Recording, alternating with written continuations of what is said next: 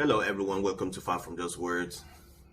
Uh, the thing I'm going to talk about today is with what we are seeing happening with Iran and that has been happening with history, America, and everything, and that Trump has become one of those, I can say, the leaders of nowadays that has become very, very arrogant, doesn't care. So he will do it. He tells you, and he does it.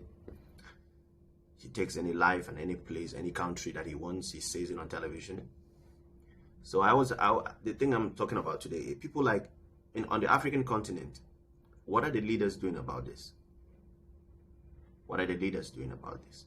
Because when it turns to when the Middle East, when it's done with them, there will be another Trump someday, even if he doesn't go for the second term.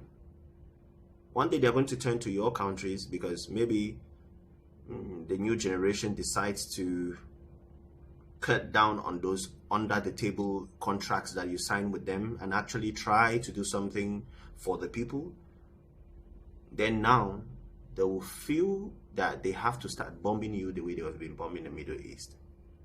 So with all the diplomas and the doctorate degrees and the PhDs and some of you that have sent your kids here and there to study all these things. So the question is, where are our own missiles? Do we have our own brand of guns? Do we produce our own guns? Do we produce our own warships? Yes, we could make canoes, but can we make warships too? Can we make our own defense system? Can we create our own WhatsApps? Can we create our own technology, cameras and stuff and drones? Can we create these things? Because over time, there are a lot of kids that have created these things in the neighborhoods and they've talked about it on national television. And then the next day, it's gone. They don't talk about that kid anymore. And this kid might end up just being a bike rider or a taxi bike guy or a taxi driver or something. And it's gone.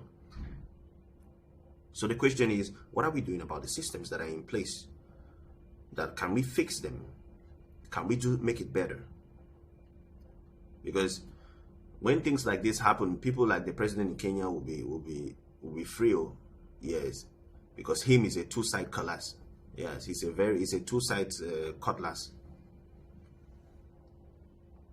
He's always with Israel or he's with America. He's looking for where there's a soft landing. Always, the guy is always good at that. He will be free. He will be safe. So what about the others? What are we doing now that is not yet our turn? Are we preparing for this kind of an incident? Can we build these things and put them there, even if we're not using them? Because some of these things could even be used in places like Cameroon, Nigeria, that are fighting the Boko Harams.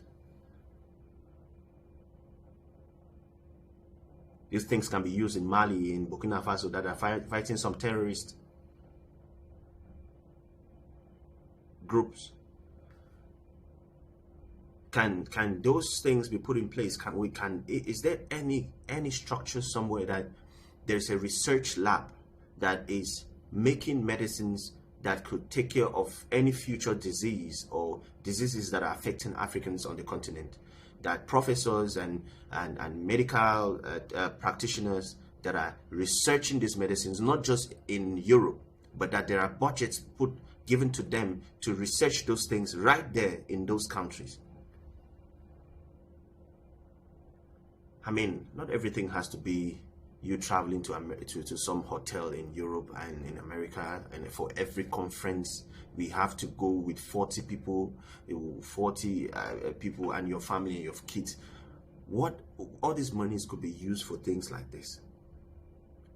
Because from nowhere, Iran was negotiating with America, and America just decided to bomb them. That's how it started. Like a joke. So when we watch these things from afar and we just think that it's some kind of an action movie, it's some kind of Hollywood movie, it's not.